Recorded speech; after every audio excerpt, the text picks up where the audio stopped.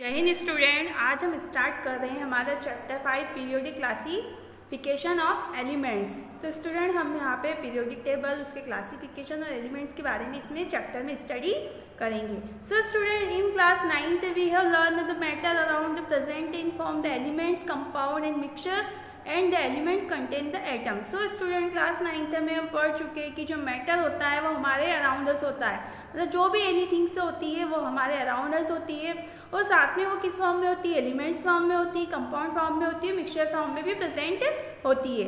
If only one type, तो student हम देखते हैं कि यहाँ पे जो होता है, हमने देखा था 9th में कि जो एलिमेंट प्रेजेंट होता है और एलिमेंट्स जो होते हैं उसमें बहुत सारे स्मॉल स्मॉल एटम प्रेजेंट होते हैं। जो एटम से कंसिस्ट होने के बाद वो क्या बन रहा है, एलिमेंट्स प्रेजेंट हो रहा है। Do you know how many elements are known till that? अभी तक आपको अभी तक कितने एलिमेंट्स के बारे में पता है एट प्रेजेंट में? सो 180 एलिमेंट्स आर नॉन एज। तो हमें कितने एलिमेंट्स पता है अभी प्रेजेंट में?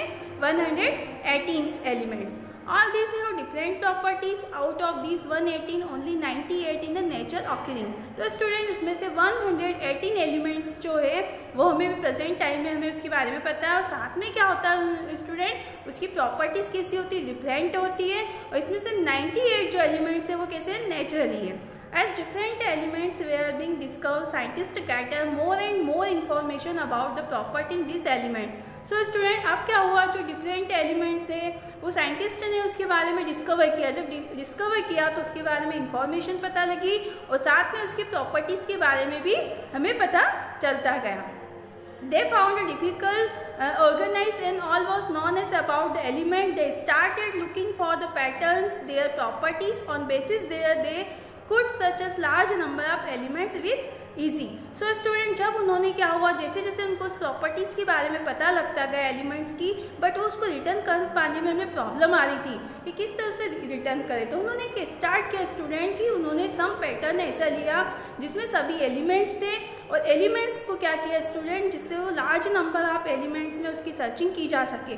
और उसमें ही देखा कि कितने एलिमेंट्स हैं जिसकी chemical property, physical property same है, और उसके बाद उसकी प्रॉपर्टीज़ में स्टडी करना स्टार्ट किया। मतलब थ्री एलिमेंट्स है तो उसकी 3 प्रॉपर्टीज़, मतलब किसकी प्रॉपर्टीज़, कितने एलिमेंट्स की फिजिकल और केमिकल प्रॉपर्टीज सेम है, तो उसको एक ग्रुप में रखकर और उसके बारे में सर्चिंग करना स्टार्ट की।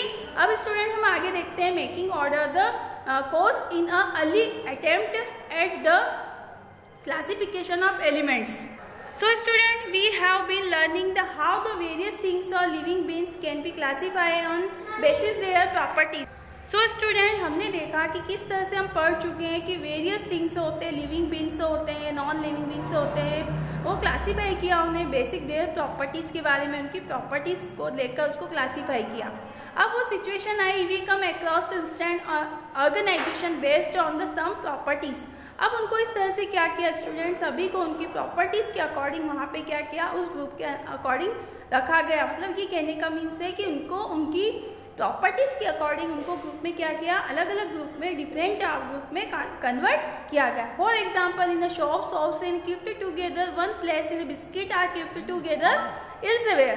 Even the among soap, bathing soaps stacked separately from the washing soap. तो स्टूडेंट, इसी तरह क्या होता है, जैसे हम किसी शॉप में, यहाँ पे एग्जांपल देकर समझाया है कि हम अगर किसी शॉप पे जाते हैं तो वहाँ पे क्या होता है, सभी चीज़ें जो होती है उनकी different of kinds of different space पर रखी होती है। अगर बिस्किट है तो बिस्किट का अलग पैटर्न होगा, इसी सोप है, बाथिंग सोप्स है या वॉशिंग सोप्स है तो उनको अलग अलग उनकी सोप्स के अकॉर्डिंग वहाँ पे कीप किया जाता है। मतलब सबको उनकी प्रॉपर्टीज़ के अकॉर्डिंग रखा जाता है कि बाथिंग सोप है तो उन्हें अलग प्लेस पे रखा जाता है, वॉशिंग सोप है तो उन्हें अलग प्लेस पर रखा जाएगा। और इस तरह से उन्होंने इस प्रॉपर्टीज़ के अकॉर्डिंग क्या है, उस तरह से इस तरह उन्होंने अरेंज किया सभी एलिमेंट्स को उनकी प्रॉपर्टीज़ के अकॉर्डिंग। तो उन्हें क्या हुआ, हमें क्या हुआ, उसकी चॉइस की जो प्रॉब्लम थी, इस प्रॉब्लम से हम बाहर आ गए, जिससे उनकी डिस्कवरी करने में प्रॉब्लम नहीं आई। The earliest attempt to classify elements result in the grouping is known as elements, metal and non metal. तो स्टूडेंट क्या होता है, साथ में उसमें further classification were tried out as the knowledge elements their properties increase. तो student सब क्या हुआ, उसके बाद उसको क्लासीफाई किया गया। किस तरह से क्लासीफाई किया गया, एलिमेंट्स को उनके ग्रुप के अकॉर्डिंग उसको क्लासीफाई करने में वो क्या है, ईजी रहा। कैसे ईजी रहा, उसमें ये बताया गया कि किस तरह से वो मेटल में और नॉन मेटल में उसको डिवाइड किया गया। सबसे फर्स्ट जो क्लासिफिकेशन हुआ वो किसका हुआ, मेटल और नॉन मेटल के बारे में, जिससे हमें ये पता लगा कि मेटल और नॉन मेटल प्रेजेंट होती है। साथ में हमें ट्राइब ने इससे ये नॉलेज हुआ कि उस एलिमेंट्स की प्रॉपर्टीज़ किस तरह से इंक्रीज होती है और प्रॉपर्टी इंक्रीज के अकॉर्डिंग उसे इस तरह से क्लासीफाई किया गया। और जो डॉब्लिनर टेक्स्ट था उसने क्या किया student, in the year 1817 Johann Wolfgang and Dobliner, a German chemist, tried arrange the elements with the similar properties into group। तो सो स्टूडेंट जो वॉल्फगैंग थे, डॉब्लिनर थे, एक जर्मन केमिस्ट थे, उन्होंने सबसे पहले किया कि एलिमेंट्स को उनकी प्रॉपर्टी के अकॉर्डिंग किस तरह से ग्रुप में अरेंज किया जाता है और किस तरह से उन्होंने उनकी सिमिलर प्रॉपर्टीज के अकॉर्डिंग उसको ग्रुप में एलिमेंट्स को कीप किया। ये आइडेंटिफाई। सो स्टूडेंट अब हम देखेंगे कि क्या होता है कि इस तरह से identify the some group having the 3 elements. इस तरह से उन्होंने जो एलिमेंट्स को किस प्रॉपर्टीज के अकॉर्डिंग रखा गया, उन्होंने 3 एलिमेंट्स के अकॉर्डिंग उसको रखा गया, जिसको group of triads. So student अब हम देखेंगे कि जो डॉब्लिनर है, डॉब्लिनर के बारे में आपको समझ में आ गया होगा कि उसमें क्या हुआ, उनकी प्रॉपर्टीज के अकॉर्डिंग जो एलिमेंट्स होते हैं उनको उनकी प्रॉपर्टीज के अकॉर्डिंग उन्हें रखा गया। मतलब क्या बता रहा है, group of text Dobereiner show that when the 3 elements, मतलब डॉब्लिनर का जो टेक्स्ट था उसमें कितने उन्होंने अपने ग्रुप में 3 एलिमेंट्स को रखा साथ में, है ना। ओके स्टूडेंट अब हम आगे देखते हैं। So student right where return the order increasing atomic mass. तो उन्होंने जो 3 एलिमेंट्स को उनके सिमिलर प्रॉपर्टीज के अकॉर्डिंग जिस तरह से उन्होंने ग्रुपिंग में रखा, कीप किया, उसी तरह स्टूडेंट साथ में उन्होंने देखा कि उनको जो कीप किया उसके बाद चार्ट में उन्होंने उनके एटॉमिक मास, इंक्रीजिंग एटॉमिक मास के अकॉर्डिंग रखा, है ना। The mass of the middle elements was suffering the average atomic of other 2 elements. So student उसमें उन्होंने ये किया कि जो 3 ग्रुप थे या 3 एलिमेंट्स प्रेजेंट थे, जो ग्रुपिंग बनाई थी उसमें फर्स्ट एलिमेंट और थर्ड एलिमेंट्स जो होते हैं, जब उनमें प्लस करके उनका एवरेज निकाला, तो एवरेज निकालने के बाद उन्होंने इस तरह से उसको ग्रुप में अरेंज किया। तो स्टूडेंट उन्होंने इस तरह से उसको अरेंजमेंट किया, उन्होंने एग्जाम्पल देके यहाँ पे समझाया है, एक्सप्लेन किया है कि ट्राइड ने जो है कंसिस्टिंग ऑफ लिथियम, तो यहाँ पे उन्होंने जो ग्रुप है वो ट्राइड्स ग्रुप है, लिथियम, सोडियम एंड पोटेशियम जो है ट्राइड ग्रुप। तो इस ग्रुप पे उन्होंने इसको अरेंज किया उनके इंक्रीजिंग मास के अकॉर्डिंग। देखिए यहाँ पे उसका मास गिवन है 6.9, 23.0 एंड साथ में यहाँ पे क्या स्टूडेंट गिवन है, कितना है यहाँ पे 39.0। तो इसके अकॉर्डिंग उन्होंने इसको एटॉमिक मास के अकॉर्डिंग अरेंज किया, साथ में उसका एवरेज फाइंड आउट किया। तो एवरेज कैसे फाइंड आउट किया वो आपको नीचे टेबल में गिवन है। So given the 5.1 group of the 3 elements. So 5.1 में 3 एलिमेंट्स प्रेजेंट है और अरेंज है downward increasing order in atomic mass. तो एटॉमिक मास के इंक्रीजिंग ऑर्डर के अकॉर्डिंग वहाँ पे क्या किया, डाउनवर्ड्स किया गया।